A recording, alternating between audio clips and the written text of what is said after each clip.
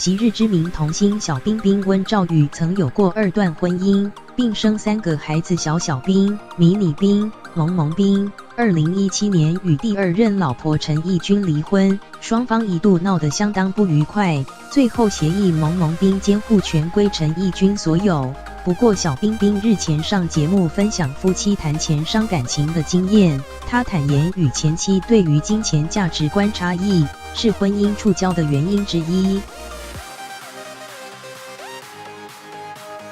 小冰冰日前在节目振振有词表示，过去新婚时期宠妻不手软，不但办了张富卡给前妻使用，甚至从大陆工作返台，还直接送一组8万多元的化妆品。但后来餐厅营运不佳，跟前妻讨论必须节省一点。不过前妻的购物习惯并未改变，在超市买海胆1盒400多，他可以一次买个10多盒。他在前头一直把东西放进推车，我在后面偷偷放回架上，这样还是可以花个2万。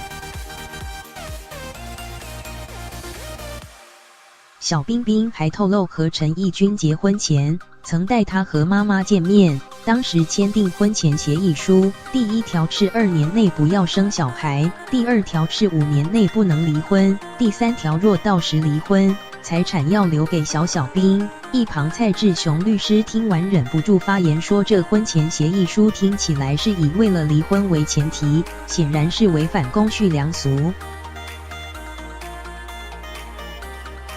根据苹果日报报道，对于小冰冰的控诉，陈义君无奈表示，他为了节目效果夸大事实，反正他为了节目做效果赚钱，爱讲去讲吧，我是无所谓，反正我现在过得很好。陈义君也否认2人因为金钱观差异使婚姻触礁，多数吵架都是因为小孩教育和婆媳问题。